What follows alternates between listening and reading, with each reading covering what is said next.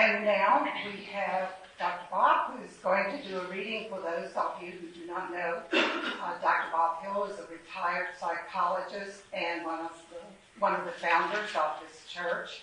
Has been preaching to us for how many years? 30 years November. All right.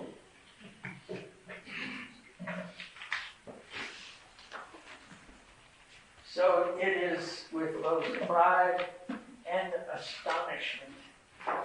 30 years ago, Jane put an ad in the paper and said, I'm from the church. I'm tired of going to grave. And she said, by the way, you're the speaker. So, much to my surprise, I'm still standing and that church is still here. I want to read a poem this morning about fall, and it's a little early, but I like the poem. I was sitting in my office a couple of years ago, looking out the window, and this poem basically wrote itself. It's titled Out My Window. Out my window, the leaves are painting their faces in yellow, orange, and red, in anticipation of their journey back to earth. Out my window, 2 squirrels play their jungle gym as if practicing for Cirque du Soleil, then stop to bury harvest bounty. Out my window, the creek is ceaselessly on its journey to a destination it has never known, but it knows it must not tarry. Out my window, brown pine tags float on fall winds, chasing one another in a dance, changing partners in zephyr swirls. Out my window, the groundhog nibbles on summer's last blades, lost in dreams of long night sleep in warm burrows.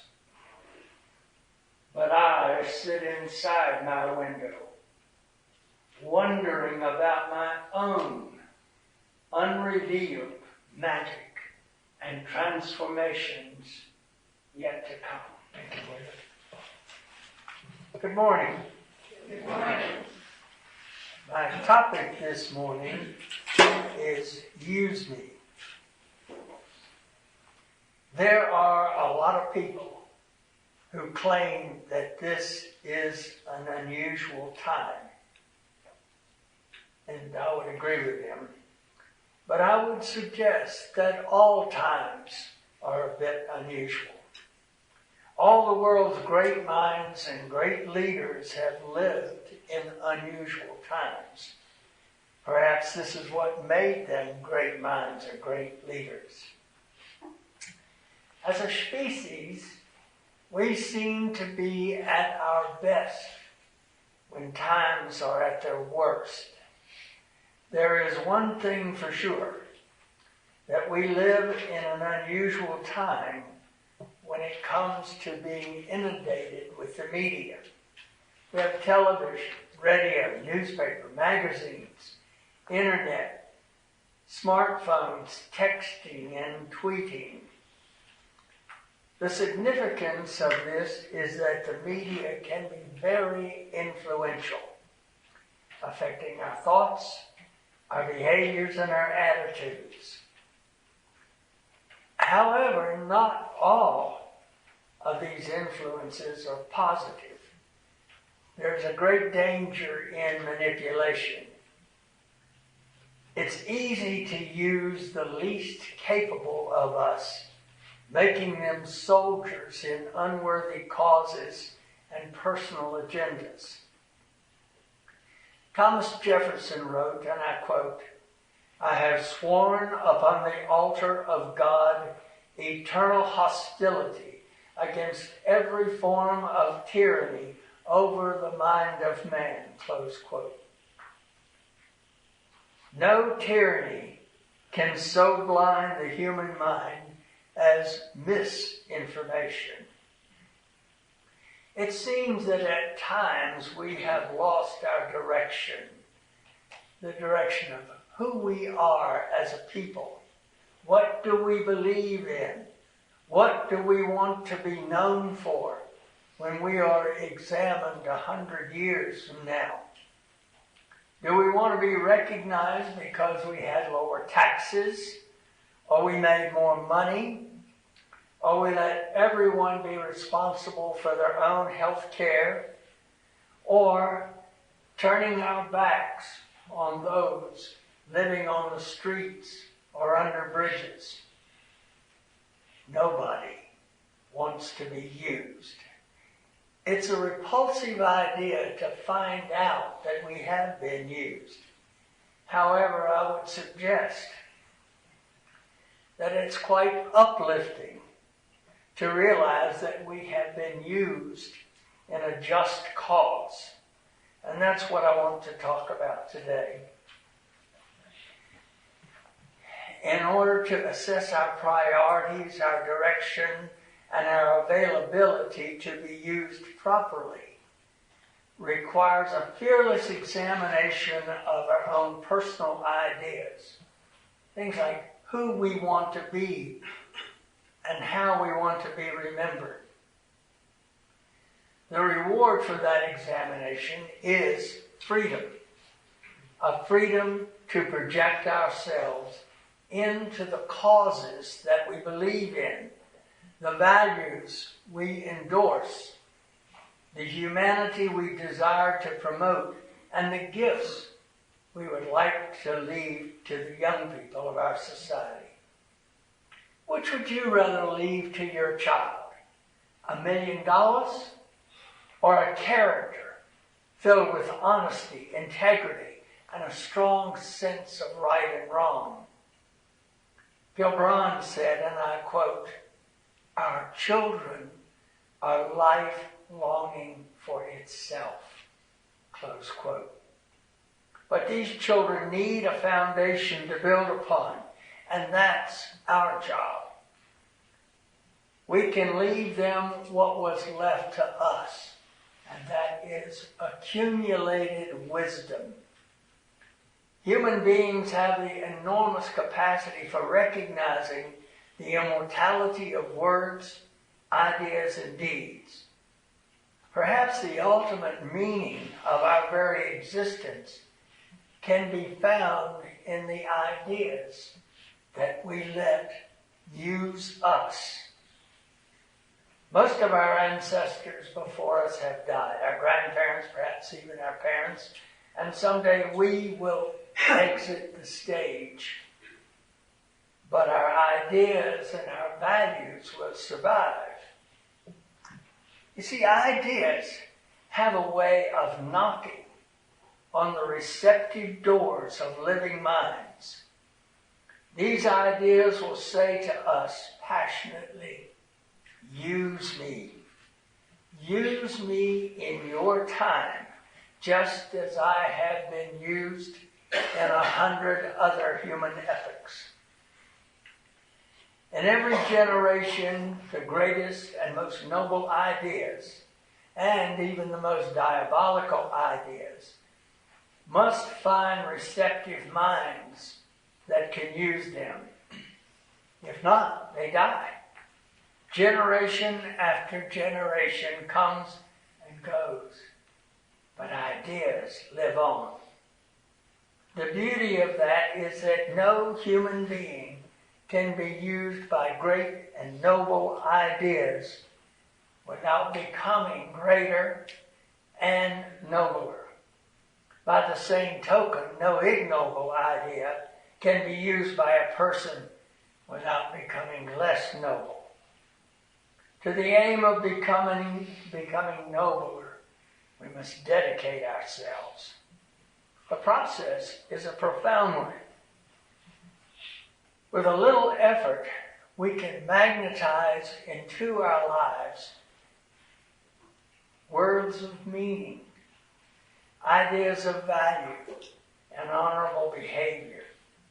These words, ideas, and behaviors become increasingly more powerful the more passion we give them. I'm reminded of the conflicting ideas of Tolstoy and Carlyle. Carlyle thought that great men were shaped by history. Tolstoy, on the other hand, thought that we are all pawns and we are all shaped by the history we live in.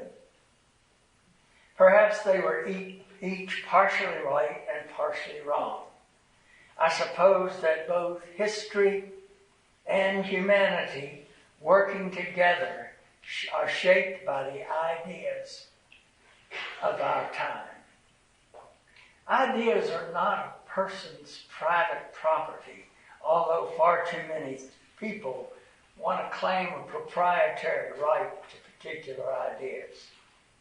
And there are ideas that we find repugnant. For example, most of us in this room are repulsed by the fundamentalist voices that assure us that there is only one way to celebrate life. And they assure us that if we don't celebrate life in their particular way, we are lost forever. Ideas, good or bad, seems to run through all of time, linking the past, present, and the future.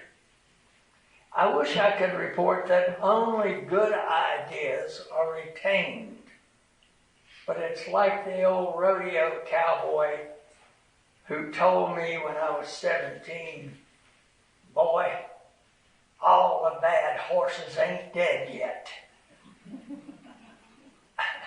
I can't help but consider that Carl Jung's idea of the collective mind has some validity.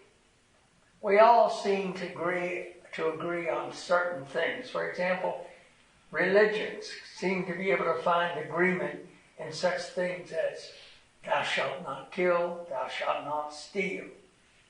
These ideas last from age to age.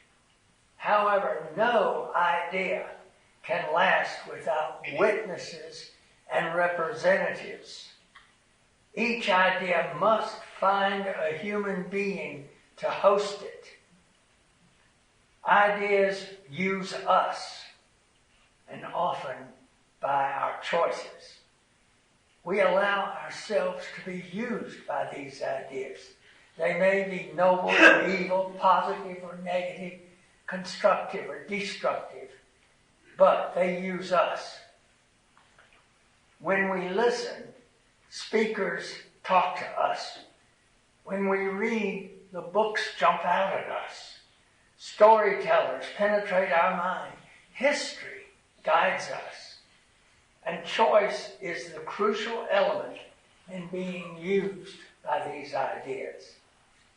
If we're able to discriminate between good and bad, we can cry out, "Use me." We say to these ideas, "Use me in my time. Use me until there is nothing left of me but ashes." When we allow great ideas to use us, we transform lives into something meaningful. As our life is transformed, the path we travel becomes clearer. And the most important thing begins to happen is that we live in companionship with great and sensitive guides that went before us. When we endorse freedom, we travel with Locke and Jefferson and Adams. When we endorse religious freedom, we walk with Einstein, Bertrand Russell, Michael Servetus, Dag Hammarskjöld. Great souls reveal through ideas the potential of our human species. Not to see this potential is to be trapped in a spiral, always demanding immediate gratification. We become like big bundles of id, wanting what we want, when we want it, the way we want it, and anybody that gets in our way is a bad person. It's pretty amazing that we can be in the company of so many great minds by taking their ideas and representing these ideas in our time. If we take these illuminating ideas, we become more illuminated. It is as if these great spirits can kindle our imagination and lead us to a higher level of awareness. In this way, it's like communion. Rather than taking bread and wine and pretending it's blood and flesh, we take the ideas and we become like the great spirits who pass these ideas on.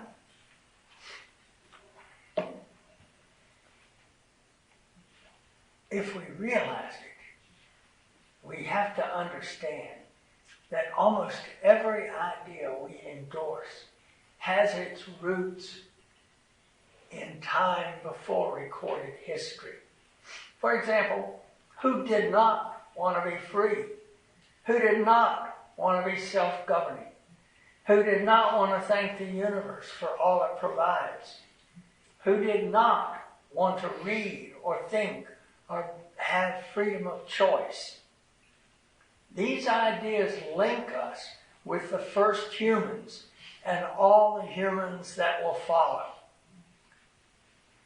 There were those first humans who wanted religious freedom, and we follow in their footsteps. We pass that idea on. Thoreau wrote, and I quote, "The liberalizing influence of all worthies." The liberalizing influence of all worthies, close quote. He knew that the root word of liberal was to liberate, to break the bonds of static thinking, the freedom to read, to think for oneself, to rise above servitude, to throw off the chains of a suffocating church. It was to see God as a construct and not necessarily some anthropomorphic superhero. It was to see the worth and dignity of all human beings. It was to see the humanity as an integral part in the natural world. The ultra-conservative mind, to be liberal, would be a demotion from the lofty plateau of being superior, designed by God, always right. I consider it an honor to be called liberal. Liberal means that I walk in the company of Thoreau and Emerson and Whitman. Who doesn't want their children to walk in the company of great minds?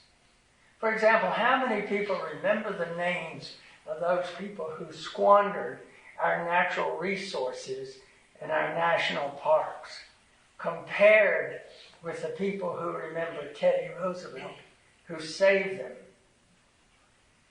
There are war starters, economic thieves, social enslavers, religious fanatics, child abusers, thugs, hacks, and jackals in every stripe. And they carry the value, the idea of destruction. We must stand forthright against them so that life-affirming ideas find a friendly host and prevail for all of those yet to step where we have walked. Roman parents would fill their children's study room with the bust of Roman intellectual giants, in the belief that they would absorb some of the wisdom from all these busts around them. It is true that the more we associate directly or indirectly with great spirits, the more we are set free from trivia and superficiality. It must be our duty to expose each other and all of those around us to the greatness of our species. We must expose all around us to the liberalizing influence of all the worthies. Thomas Jefferson approached death in bankruptcy because he had spent his life in the duty of great ideas. Socrates was forced to drink hemlock because he taught great ideas to young men. The carpenter was nailed to the cross because he wanted to end a corrupt church. They all died. But surely they died knowing that they had allowed the greatest human ideas to use them in their time. They were representatives of those grand ideas to such a full degree that those ideas are still alive today. And those ideas are using other minds and great spirits of our time. We don't have to be a Socrates or Jesus or Jefferson to be used. Water is not just represented by great oceans or giant lakes. Water is represented by the tiniest streams, a raindrop, or even the morning mist. I want you to think for a minute as I read off this list. We hold these truths to be self-evident. Democracy cannot last without an enlightened citizenry. I have pledged eternal hostility against every form of tyranny over the minds of men. Equal rights for all. Equal pay for equal work. Freedom and justice for all. Religious freedom. Equality for women, minorities, and the LGBT community. Justice for all. We belong to those ideas. And we must say, use me. Use me to whatever extent you can during my oh so brief time on this beautiful planet. I may not be the ocean of Jefferson, but I will be a stream or a raindrop in your cause. Jefferson said late in life regarding the Declaration of Independence that he had allowed the greatest ideas in civilization to use him in his time. I think the truth is simple. I think the future will not be shaped by politicians or generals or billionaires. It will not be shaped by scoundrels or hacks or pundits. The future will be shaped by the ideas that you and I represent in our daily lives. Ordinary people like you and me, ordinary children like our extraordinary children, will shape the future by the ideas that they allow to use them. No person, and I repeat, no person can be used by great ideas without becoming nobler and greater. We must be used by those noble ideas and pass the baton on to generations to come in the great relay of human and humane existence. So I would encourage all of us to go forth and to be used by the greatest ideas in all of human